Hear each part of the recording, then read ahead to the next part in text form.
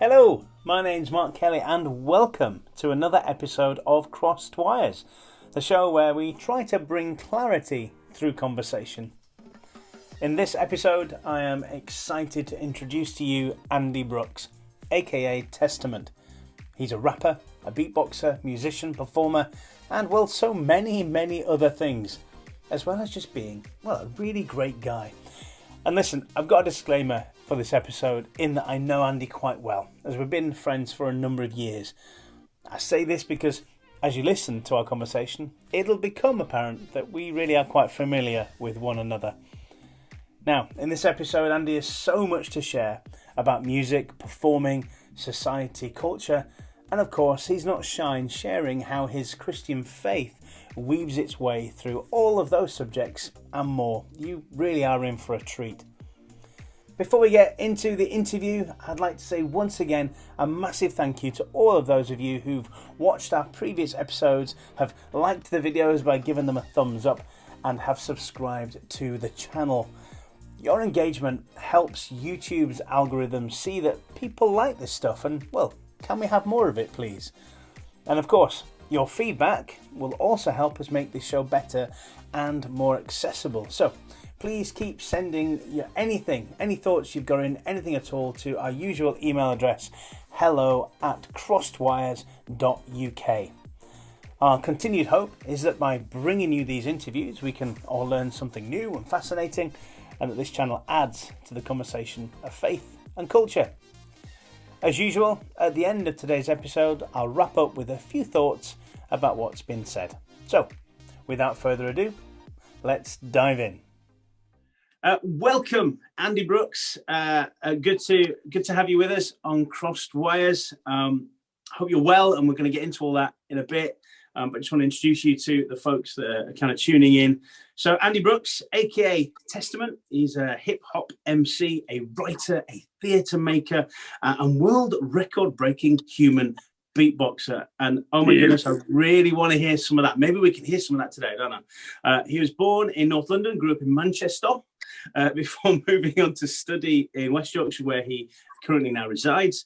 As a lyricist, his critically acclaimed work brings together strands of rap, song, spoken word, and he's performed for BBC TV, BBC Radio, and in recent years he was a Channel 4 writer in residence at the Royal Exchange Theatre, Manchester. He's worked with a diverse range of people, from Archbishop Desmond Tutu, Grammy Award winner Corinne Bailey-Rae, Ray Parker Jr., jazz legends Joe Lovano and Jean Toussaint, Mercury nominee Soweto Kinch, to the originator of hip-hop himself, DJ Kool Herc. Is that how you pronounce it, Kool Herc? That's it. Awesome, cool. He's also a former presenter of Radio 4 Seriously podcast and has presented a series of reports on the Mobo Awards for ITV. Testament has been a guest presenter on BBC 5 Live and has presented BBC Radio 4's flagship show Pick of the Week several times. And his poetry has been published in several anthologies and has been used as a teaching resource in the UK and in over 25 countries around the world. Wow, there's so much more that I could have shared. It's all downhill from now. It's all downhill. There's so much good stuff that I could have shared. So if you want to go check out more of what Andy's done, we'll remind you of this at the end, but go to testamenthomecut.com and you'll find out much more. That's a list of stuff, Andy. Yeah. Life's pretty random. Like you end up in different scenarios, and it's just God's put me in some weird places, and that's what happened when you these sort of weird connections and sort of consequences of being in one place and then meeting someone and then getting introduced to someone else, and then that becomes another opportunity, and then that leads into the next thing. And it's really sort of mixed, and that part of it is just because I'm a freelance, artist / creative, and I really need to pay the bills, so I end up doing whatever's to hand, really, that will pay the bills and not kill my soul. So that could be anything from last year I was singing in a wedding band, last summer, had a shiny silver suit on, singing Bruno Mars for people in Ripon. I really feel like I should put an image of that up. If you had one, I'd love to. and then literally like, you know, a few weeks later I'll go to whatever Greenbelt and perform a theatre show, and then, you know, so it's really random and eclectic, because I've got nappies to buy for children, you know. Well, this is it. Tell us a bit more about you, Andy. Obviously, that's a lot of your work stuff you've just talked about, you know, a number of things you're involved in there, but tell us about Andy. Yeah, so I'm a dad and a husband, and I have 3 lovely kids who seem to be lovely people so far, so hopefully we can keep encouraging them to be nice people. And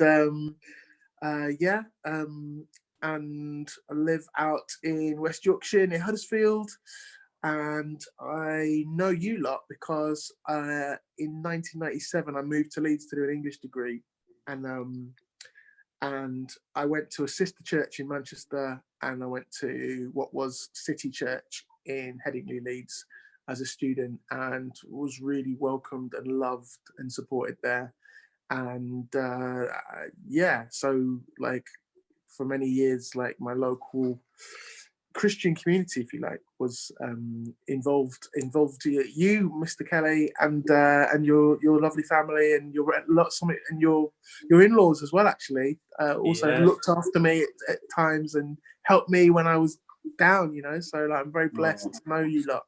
Well, you've given away our relationship there. I haven't known the previous 2 guys that we've interviewed so far in here, but we know you reasonably well, and I feel so privileged and blessed that you're able to give your time to come on Crossed Wires, but also say really lovely things about us. Thank you. That was lovely. Just facts, fam. Facts. All right, listen, before we move on to kind of some of the more deeper questions, tell us about Testament. Why have you got that moniker? What's that all about? Okay, Where'd that so come from? I got zapped by Christianity, I guess, but God, I would say, when I was a teenager. Up until age 13, 14, I thought faith, and particularly the brand of Christianity that I'd come across at the time, was kind of boring and irrelevant, and for people that were scared of dying, and had some good moral stuff, but essentially it was a sort of hypocritical social club, which it is. Right. But okay. There is definitely, you know, I am a hypocrite right here talking to you. Like, I try my best, but many times I've been a hypocrite in my life, I will tell you that. I'm trying not to be. But and then through a friend at school who was going to a church in the centre of Manchester, which was much more full-on charismatic. It was probably self-described as charismatic. A charismatic church. What do you mean by that, Andy? Just so that is where the people of no faith might be watching. So like this. The churches that my parents dragged me to as a kid were like Methodist and C of E, sort of bog standard C of E. So it would be like hymns with cards in the pews, and you read the prayers off the cards, and someone basically stands up and says, "Be nice to people," and then something about God. And then that was the service. That was my perception of it as a kid anyway. It's actually a lot more than that, but you only pick up so much when you're a kid. Yeah. And I was very quick to judge and etc. And then the kid at school who started talking to me about his church and what happened in his faith was this idea of a God that intervenes in your life and is real and speaks to you, and you pray for stuff and then miracles happen. And then so his church had lots of people waving their hands around with a funky band, not that funky, sort of Christian rock, so it's pretty dry really, but it's better than just the old hymns, sort of dirges. And then it was very like strong on like rules and authority and things like that. And now actually I'd probably say so my conversion experience went from being like agnostic-y, not very into Jesus-y vibes at all, to being I'd probably now say a fundamentalist Christian, with really rigid rules and taking some parts of the Bible more literally than others. So the church that I became a Christian into was like, no women in leadership. If a woman stands up front of the church and prays, she has to have a headscarf on, because otherwise it's somehow shaming to whatever, God culture or something. Homosexuality is totally evil, and lots of other like fundamentalist, very rigid interpretations of certain parts of the Bible, while sort of maybe ignoring other parts of the Bible. But they would probably say, and I would have said, my teenage self would say, I'm taking the Bible at its word, and it's the word of God, and every word is totally thing, but actually probably more to do with authority, and you've got to be accountable to your church leader. And there was to a certain extent, it was a little bit authoritarian, not loads authoritarian. But so this is the charismatic church that you so this was the church that I first got sort of saved into, to use the Christianese. So it's a bit more loose and free in terms of kind of worship stuff, but so it's really some exciting. fundamental stuff. So it's really exciting because we're talking about a God that can speak to you and isn't far away, and really importantly loves you in not just a general, I love chocolate type of way, but really personally have got a relationship with God. So that was massively influential on my life, and I felt, and I still feel, that God speaks to us, speaks to people, and any I think God can speak to anyone who is willing to listen. And it's sometimes, but it's not necessarily easy to hear. But God takes us where we're at, and so that was a massive part of my teenage part of my childhood, etc., and coming into an adulthood, and I sort of really latched on my identity to being like a Christian, a really strong born again Christian. And so I guess my act of teenage rebellion was really to out-Christian my parents, which in some ways was really fantastic, because it meant I learned to love myself, when probably a big reason for becoming a Christian was because I didn't really love myself. And I can vividly remember like it being in a prayer meeting in a nice part of Manchester, like Didsbury or somewhere like that, Withington or Didsbury. And as I went into the prayer meeting, I just had a really strong sense that God was like, you're all right. You're okay. You're good. Don't beat yourself up. It's all right. I love you. You're a child of God. We're children of God. You've got something, we've all got something good, and sort of feeling accepted by an invisible, spooky force. And that was all right. So in a sense of peace. So that huge effect on me as a kid, and loads of the Bible is even taken at face value is awesome. Other bits, like if you take it out of context, could be really destructive. Jesus's biggest problem was with the Pharisees, not with the unbelievers. So the Pharisees were people in charge, weren't they? Pharisees were the religious peeps who thought they had all the answers and knew exactly what God was saying all the time, and you better listen to them or else. And that's who Jesus had a problem with, not the people who were trying to find truth, genuinely, trying to find God and find love and find truth and the best way to live and to care. So the loads of amazing stuff that happened through that process. There was baggage that I guess I picked up as well.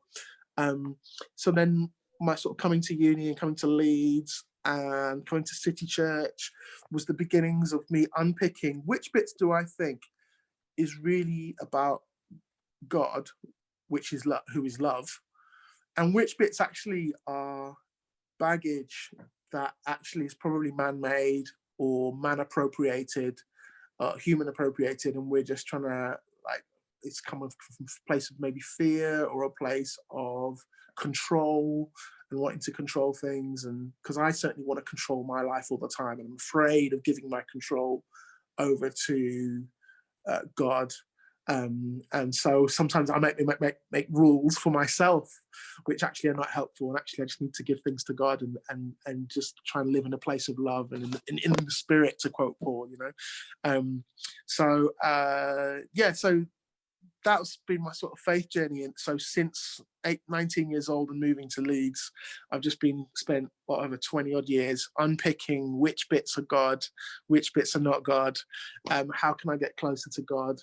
How can I do what I think is the right thing to do in my life and to do that? So when I was a teenager and I started getting into hip hop, and I was looking for a rap name, I went through several. It was always going to be something that was very full of Christianese.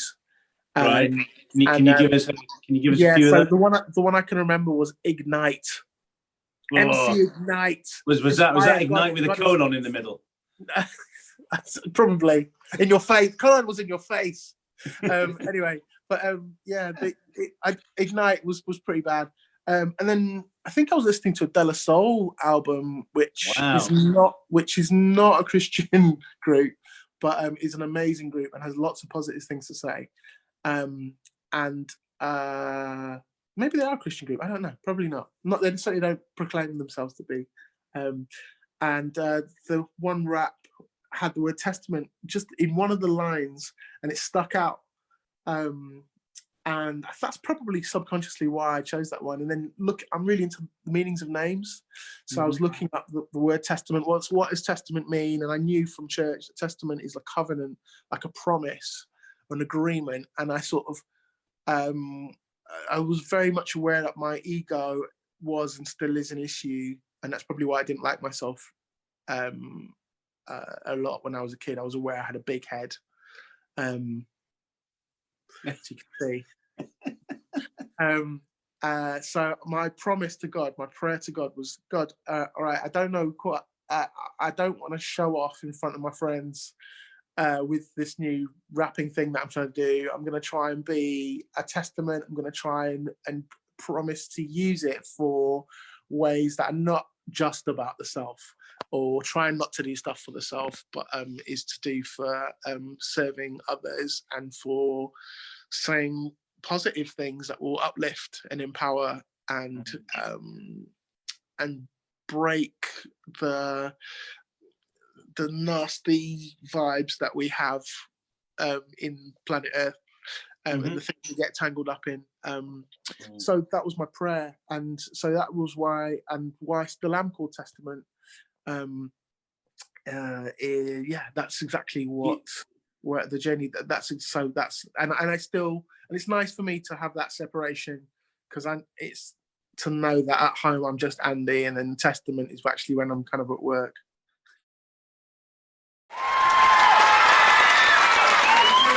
That's some beatboxing. Bless, thank you. I'm going to show you how this loop station thing works. This is an amazing machine. All it very simply does is record my voice and then play it back. It's amazing. It's amazing. And then play it, record my voice. It's amazing. And then play it, record my voice. It's amazing. And then play it, record my voice. It's amazing. That guy's annoying.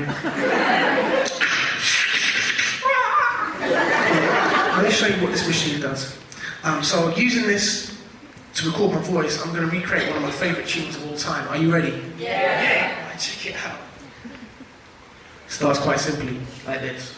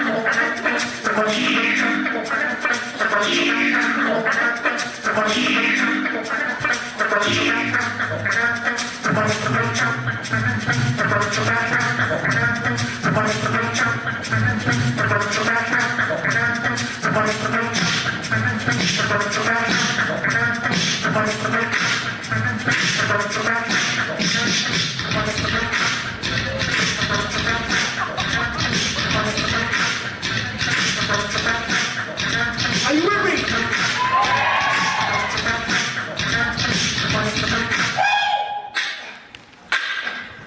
So you wanna be starting something, got to be starting something. So you wanna be starting something, got to be starting something. So how to get over?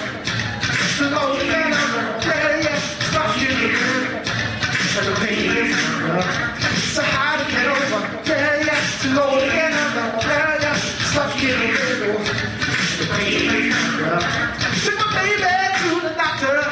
fever that he found. Before he hit the street, my baby had a breakdown. Someone's always trying to stop my baby crying. Till things get lying, so you cannot to be stuck in something. Mama say, mama say, mama kusa. Mama say, mama say, mama kusa. Mama say, mama say, mama kusa. Mama say, mama say, mama kusa. Mama say, mama say, mama kusa. Mama say, mama say, mama kusa. Freedom from the world. Freedom from the world. Mama kusa. See the one who's started first. Got to be started first. See the one who's started first. Got to be started first. Yeah, yeah. Freedom from the world.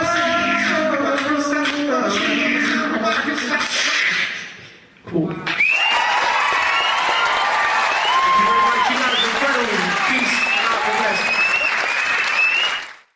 Do you find that people ask you about that, like non-Christians or those of other faiths, and is it a way of kind of helping you tell sometimes. your story if they're interested in hearing it? Well, sometimes. Sometimes. Yeah. Because it's an unusual, outside of Christian circles, testament. You probably only hear that in court. Courts. Well, yeah. There's also an amazing thrash metal, death metal band from the 90s. So, Okay. when I first started going online, I used to get messages from like teenagers in Ohio going, "Yo, you're not even heavy metal. It's not even death. Get out of this." Getting angry messages from people like that. But yeah, actually, Testament is pretty. There is one or two other rappers called Testament, and they are not, as far as I know, like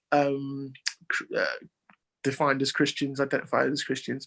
But there's lots of words that sound epic, and Testament is kind of self-aggrandizing, isn't it? Hey, I'm called Testament. I must be important. But normally it's like. But one of the gigs I did was presenting the Mobile Phone Awards.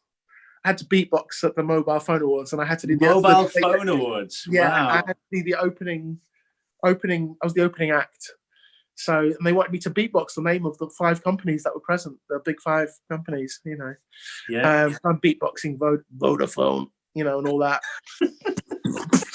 O2 and all that. So it was really cheesy and awful. And then they had the comedian and actor presenter Alistair McGowan, who does loads of yeah. So he came on, and he was the host that they paid for the awards, and of course he did the joke which everyone always says. I think I met his brother. Was that Old Testament or was it New? Hey, never heard that one before, Alistair.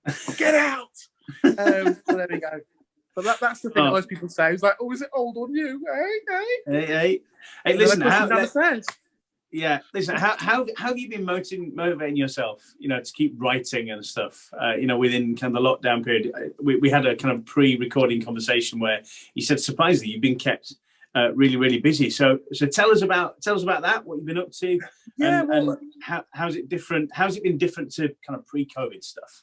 I've been very, very blessed, very lucky in that just before lockdown happened, I had a contract with Royal Exchange Theatre to write a community play for their elders group, the company of elders, so like mostly 55 and above, I think. So I already had work coming in, and when someone's paying you to do something, it's a lot easier to get motivated. Even if it feels like you're banging your head against a brick wall, which probably is 50% of my writing process, to be fair. Feeling like I want to stab myself with my biro. And then thankfully, things start to happen and the page gets filled, and then I've got something to play with. But goodness for that. Yeah. Otherwise, I'd run out of biros and eyes very quickly. So then basically a succession of things came in after that, which meant I had work coming in. And as you know, if someone's like, actually, there's a deadline, and so the first thing was like an online play, which was to be taking the participants' ideas and turning it into a play. So talking to like basically I think it was 40 retired people, and I decided that I was going to try and use all the ideas, which is totally my own rod for my own back. But it was great. So like literally there was something from everyone, which made it way into these like 5 20-minute dramas on YouTube, basically, because it was lockdown. It was meant to be a face-to-face play, and then it ended up becoming like a mini series of online Zoom plays, basically. So yeah. So then the thing, and then after that, it was, can you finish writing a draft of a play I started in the year before, and etc. etc. So then it's just like when the kids are at school, were off school because schools were shut. Like, how can you write at home as well? When I normally go, like libraries and cafes is normally my place where I write. So how can you write with a 4-year-old running around? So it'd be myself and my wife would have to take turns and stuff, and I'd have to cram in as much as possible. And I did a lot of late night writing and recording, actually. So often, certainly when deadlines are on, sometimes you'll see me up at 4 a.m. Sending the final draft. Yeah, so that's basically been the story of it. And the silver lining in the lockdown, I lost a friend of mine, unfortunately, in April. Rapper who's collaborated with me on my album, but also on theatre projects as well. We were literally in March talking about, what's the next thing that we can work on and stuff like that. And then he's like late 40s, so quite. I'm 42, and so definitely within like my generation of rap. Legendary guy, and so he passed away in April. So it's been really hard, and a lot of people have lost loved ones or friends. But the only silver lining has been that work has kept coming in. So I'm really thankful for that. I've been able to have, as an artist, you want to speak into situations. And one of the funny things that has happened is that sometimes the opportunities have come about because of lockdown. So Leeds Playhouse and Opera North wanted to do a festival of solo shows because of COVID. You can't. It's hard to have big casts and stuff. And they had 3 big pieces. One was a piece of classic theatre, Samuel Beckett. One was La Voix Humaine, so like a solo opera. And then they wanted a new commission, a new piece of writing, which they asked me to do. And they wanted me to respond in a way to lockdown and to the things. And I had a lot of things on my heart, and they all went into that piece. And it was a really massive opportunity because I was literally playing the biggest room in the festival, and got in the papers and nationals and stuff. What was the piece called? It's called Orpheus in the Record Shop. And it's going to be, I think the BBC have picked it up now. So it's going to be on the Beeb. It's going to be filmed in January, and it's going to be on the telly and on iPlayer in spring. Okay. That all came about because of lockdown. Like, I wouldn't have got that gig at all. So, and it's amazing. I'm literally able to have the opportunity to say what's on my heart, and although I didn't want it to be specifically, hey, this is a play about lockdown, because it's not. It's about a guy. It's a version of the Orpheus myth. So a guy who goes to hell to rescue someone and come back. That's the myth. And music is a big part of it. And I sort of made it a metaphor to he's coming out of depression and out of isolation, back into engaging with life and music and love, and love in its broadest like community sense. So like it's very, and again, faith has informed that as well. Like, if there's a faith element within the show as well, and the idea that there is a force that of love. I think one of the pieces talks about there is a conspiracy, but the conspiracy is of love. It is of love is working in our lives. Love is trying to reach out to us, and that is the conspiracy that you need to be aware of much more than anything else. So that's sort of the climax of the piece, if you like. So there we go. So like, but all that came about because of this really horrendous situation which is going on. So the aim is, can we speak to that, and can we give hope in that, and can we, instead of, we were already divided as a country, and in fact the world's getting more divided before lockdown. Actually, is there a way to speak to that and try and encourage community again? And actually, yes, we do have differences of opinion, but how can we still realize we're still family? Yeah. We're all in the same car on the long journey, and yes, someone's saying, "Oh, we're nearly there yet," and someone is being really annoying, and someone's a backseat driver, and and all that. But how can we? We're all on the same journey, so how can we still love each other and care for each other on that? So that's the amazing thing, is like, the situation actually has forced society to look at its problems a bit more, but also as an artist, we want to speak to that. Artists want to speak to that as well. Well, there were obviously, you mentioned one of the big things there, which was lockdown. But there was obviously two major things that has happened in 2020. That's when we're recording this, back end of 2020. One of those is climate change. That was it's become a bigger thing this year. But obviously, Black Lives Matter, etc. Has been huge. Racism issue is it's just blown up in a way. On the whole, it's a good thing, because it's helped talk about these things. And obviously, you've been nominated. You've got an award-nominated play that you did for the theatre, Black Men Walking, and another one called Woke. Do you think that your mixed race heritage gives you a platform to bring certain stories or messages to life for an audience? Do you think you have something? Something that helps give you, that gives you legitimacy, as it were. I think everyone's got an authentic or legitimate voice on something, and your life is what gives you an experience. And if it isn't your life, then you need to do the work to find out what it was. So Black Men Walking was a little bit my life, because there is a lot of the issues in the play which to do with what makes someone British. That's what the play is really about. It's like, because some people still today will say, in fact, you're still getting people even this week that from people from the Windrush generation are being sent back to Jamaica now as we talk. Like there's 12 people at the moment that are about to get deported, and they've been here all their lives, and Jamaica isn't home, but they're being sent there, and there's injustices going on there, like as if they're not British. And it's like they've been since they were like 6 or something, so there's still injustices going on.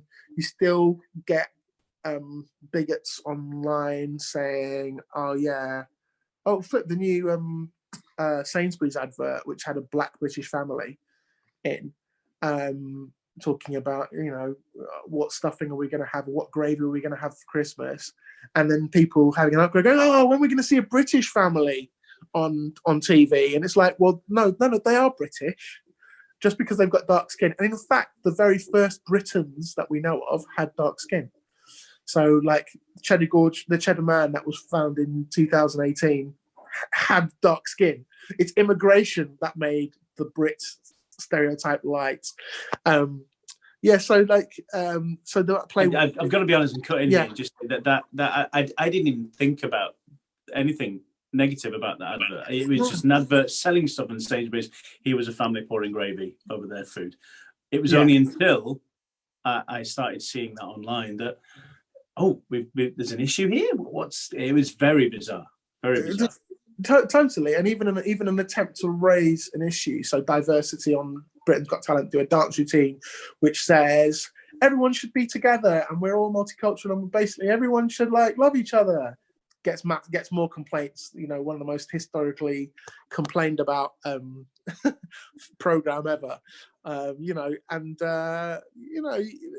people are afraid of stuff that is outside of their experience. But everyone, myself included, has to do the work about finding out how does the person opposite feel, what's their experience, and like as a Christian, you know, you hear love your neighbor, and most people on planet Earth agree with loving your neighbor. But part of that is realizing, well, what if you love your neighbor? Like, what do they need? You know, if they're having a horrendous time at the moment, you know, if they need a cup of sugar, you know, and you have loads of sugar, maybe you should give some, you know, or some off. You know, sugar's not good for you, but you get the metaphor. Yeah. So for me, like writing Black Men Walking, like some of those black narratives, because there isn't one black narrative, you know, it was like from a 60-year-old Jamaican man's perspective. I have no Jamaican ancestry at all. My mom's from Ghana. Caribbean culture, the Caribbean cultures, plural, like stuff that are a bit alien to me, to be fair honest. So like I had to go do research and talk to old Jamaican men to find out like what's on their minds in order to write characters that effectively portray that and have a truth about them. Like even doing Office in the Record Shop, you know, I rung up a friend of mine who has run a record shop, and I spent ages going, okay, what's it like? What are the common problems? You know, and with Woke, which was basically about feminism, like I had to do the work. I had to read a bunch of feminist stuff, and in fact, it's changed my life somewhat. And to have that awareness, to continue to learn about different feminist points of view, again, because there isn't one, and to navigate that space and to sort of understand it, in order to write about it. So, and a lot of really hard conversations with some amazing women, you know, because there's just stuff which you just, as a bloke, you're not aware of. So when it comes to race, yes, I've been stopped by the police, and yes, I've experienced plenty of racism, and online, or especially when I was a kid, more face-to-face stuff. In multicultural Manchester, getting racist abuse shouted at me from cars on the way to school and stuff like that. On the way back, actually, most racists are asleep, it turns out, on the way to school. But you know, so I had all that, and I still deal with that. But again, I'm a light-skinned dude who fits nicely into a Benetton advert with the color of my skin. My dark-skinned friend will have a different experience. So I've got a friend called, as a dancer, he's a very dark-skinned guy called Joseph, and he's bigger than me. He's like a contemporary dancer. Like his job is to stand around in leotards, right? And he gets more side eye and aggression thrown at him than me. He's down in London, again, massively, like one of the most multicultural cities in the world. So it's about putting in the work to make sure that you're not just going on your assumptions, but actually you know what it's like to be in other people's shoes. And that can also apply for me with a white working class person, you know, like, you know, like what's going on in that particular community and stuff like that. Not to rush to those judgments, so that we can better love each other. And that, so as a writer, I'm lucky I get paid to do that. You know, I get paid to have phone calls with record store owners and to go on walks with a real life Black Men Walking group in Sheffield and stuff like that. I love what you're saying there, though. I love a lot of what you just said there. But one particular thing that stood out at me there is that everybody's story is different, and we aren't just kind of blobs of people here and blobs of people there. You know, an amorphous blob that all think the same and all do the same. We're all individuals with different stories to tell, with different experiences, and if we want to understand one another, we got to talk to one another. We got to get to know one another. Yeah, beautiful, absolutely beautiful. Obviously, you're very upfront about your Christian faith. Right at the start of this interview, you dove right in there with no qualms whatsoever. It's complicated, right? Faith is complicated. Like the disciples like had really interesting disagreements, and I think, and that's okay. It's all right, you know. Like, for those like who are Christian, like don't like. And in fact, in life, it's okay to have disagreements and to go, you know, I don't feel that, but I think you're spot on there. You know what? And we're still family. I think that's wonderful. Let's kind of bring our conversation to a close. Let me ask you, listen, if Jesus has been born, like, you know, the 21st century, is a millennial, you know, would he be rapping with his friends? Would he be into the beatboxing and you know, would he been using that to teach people about having faith in God and tell them that God loves them? What would he be? What would he be doing? Well, considering they're like so beatboxing and rap and stuff, that's all to do with music, right? And so if Jesus was a musician at that time, I'd be like, maybe he might, or he might be doing K-pop or something, because that's what's big right now. Or like, what's the latest genre? Maybe he wouldn't be doing drill, but he'd be doing something really cool, or whatever. But I think I'm aware that from his parables, like he does do what a good public speaker does and use what the audience knows and references that they know. So it might not be the parable of the sower, but it might be like, the parable of the Spotify playlist. One puts a song up and it is skipped. Another puts a song on Spotify and it is played a few times. Exactly. Anyway, another is put up and the person downloads it and buys it from iTunes for themselves to have forever. And gives the artist an actual proper share. So it's probably Bandcamp actually, if you want to support an artist properly. But anyway, I don't think he would be. I think he would just be like culturally aware, but both Paul and certainly Jesus was and was able to relate to people where they're at. So yeah, when you're talking to a rapper or a tax collector, if you're talking to a tax collector, you might start talking about loans, which is what he did. If you're talking to a rapper, you might start talking about something else. What's next for you? What's next in line? So Orpheus in the record shop. That's such a great title. I love that title. That immediately makes me want to engage with it. Oh, good. That's good. That's good. I was nervous about that. And and it's record shop, not store, because we're British, innit? It's like I'm filming that in January time, and then hopefully that will go, if we're lucky, on BBC4 and stuff like that, where people can chin stroke and go BBC4. Ooh. So that would be good. What else is going on? Loads of things that are in pipelines, like I'm working on a musical, but that's not going to be ready till 2024. The thing about being a creative, isn't it? That these things are in line, but you've got to create them, and that process isn't necessarily quick. So you just said there you've got a musical coming up.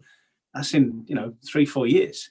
A musical, and it's already been going for like on and off for 2 years as well. So when you think about like massive musical, like often it's like 9-10 years before from first person having writing a song or writing a bit of dialogue to it being on stage.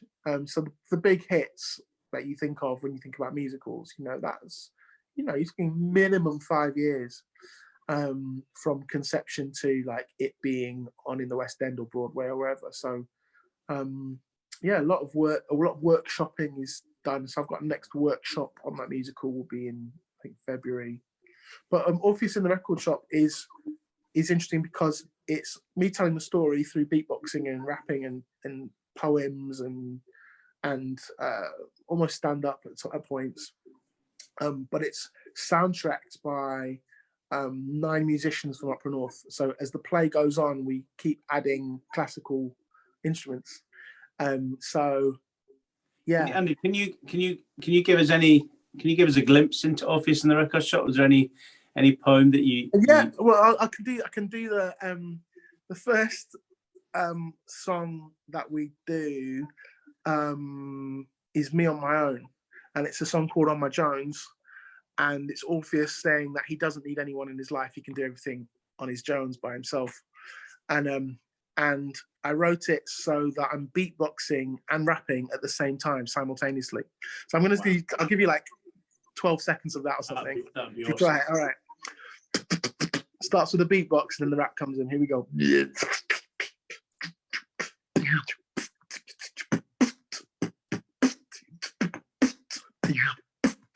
On your Jones. You call me Orpheus, author of my poem with pages of the epic, I'm exposing it. These momentary thoughts on the process. Obviously, Orpheus makes music about all of this. I pull my fist up like grandstand by myself. No one's gonna help. You need a better plan. Players on the pitch, but they won't pass. Pick buckets, put their hands in there, but pull it back. Yep. So that's a little bit there. That's fine. I feel we have been very blessed by that. Thank you so much for doing that. And no worries. I can't wait to kind of see it and check it out. And that's just awesome, mate. It's been a real privilege chatting to you, talking to you, catching up with you. We're gonna have to talk about Star Trek and Star Wars next time. I would love to. The big issues of the day. I'm not sure whether this podcast and this YouTube video is a place to do that, but we can certainly be offline and chat about those things. If people do want to talk more to you about anything that you're doing, whether they're interested in what you've done, where you're going, just to get to know you a bit better, anywhere they can contact you. You can get me through my website, which is testamenthomecut.com, or I think on Instagram I'm Testament Homecut. On Twitter I am at Testament Online, and you can badger me that way. And always up for a natter. If I haven't got time to get back to you straight away, I probably will, but probably there we go.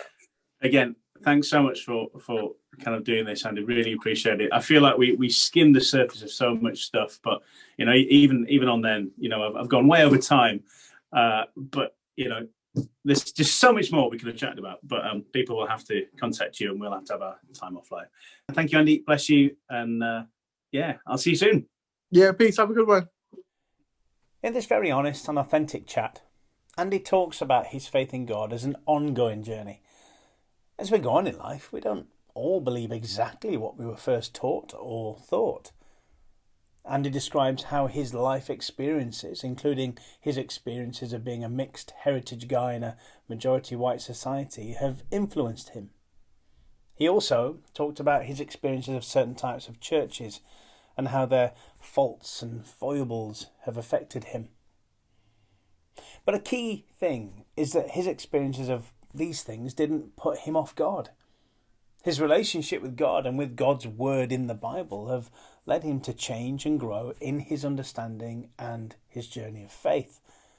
Over the years, he's learnt to think about and to unpick some of what he really believes. Over the years, he's got rid of some religious baggage, and some of it may be of his own making. But in it all, he's tried to stay open and tried to stay close to God. One of the most important things Andy said is that he's learned that faith isn't about having a religious experience or even attending church regularly. It's about enjoying a relationship with a Heavenly Father who loves us and thinks that we're okay. In the ego-driven and often celebrity-obsessed industries that Andy works in, that's a super important realisation. In other words, self-worth doesn't come from any of our achievements, our education, our looks, our wealth, or our backgrounds. It comes from the security of knowing that we're loved and accepted by God as unique human beings, and that we can grow strong as individuals in that position as a son or daughter of God. The New Testament tells us that Jesus himself encountered all sorts of people from all sorts of backgrounds on his travels. And when they encountered him, their lives often took on a completely different direction. For example, he met an important man who worked for the despised Roman Inland Revenue. That's the outfit handing over ordinary people's hard-earned cash to the occupying ruling authorities. As the city of Jericho's tax collector-in-chief, Zacchaeus was nobody's favourite person. His position of power enabled him to cheat and defraud his neighbours, becoming very wealthy in the process. So when Jesus came to town to preach and to heal the sick, Zacchaeus hid up a tree on the edge of the crowd so that he could see exactly what was going on. No one would have welcomed him into the middle of that throng. But Zacchaeus sensed that there was something special about this teacher, and he wanted to find out what it was. Despite his attempt to hide, Jesus spotted him up in the tree, and he called him down and said that their meeting was meant to be. Over a meal together and a profound conversation, the course of Zacchaeus' life was changed for good. Risking everything, he resigned from a job that exploited others, paid back those that he cheated, and gave away much of his wealth to the poor, and embarked on a journey that was much more worthwhile and ethical. This meant a radical change in Zacchaeus' life. He might have lost out financially, but he gained a clear conscience and peace of mind. He dealt with his isolation and his guilt and had the chance to regain the respect of his local community, who'd previously seen him as a turncoat and a traitor. Like Andy said, he learnt to do the work of loving his neighbours. Zacchaeus didn't gain religion. Instead, he gained a completely new and loving relationship with the living God who forgave him. Have a look at Luke chapter 19 in the Bible. Like the main character in Andy Brooks's play Orpheus in the Record Shop, Zacchaeus found both hope and a way forward that brought peace and a renewed sense of purpose to his life journey. During this pandemic, when thousands of people have died, become seriously ill or lost their jobs, hope might seem in pretty short supply. There aren't always easy answers. But what I've learned as a Christian is that hope comes in the form of a person, Jesus Christ. When we turn to him, pray and decide to trust his word, he answers our prayers, renews our strength and our spirits within us, and teaches us the way to go. Miraculously, he often supplies our physical needs or heals our bodies as well. He also gives us community in the shape of the local church, which he calls his body on earth, however imperfect it might currently be. If you want to know more about how to grow in your faith in Jesus, or would like us to pray for you, then please contact us at hello@crossedwires.uk. We'd also love to send you some links to resources that we believe will help you on your journey. Well, I've been your host, Mark Kelly, and I hope you'll join me next time when we release the next episode of Crossed Wires, the show where we try to bring clarity through conversation.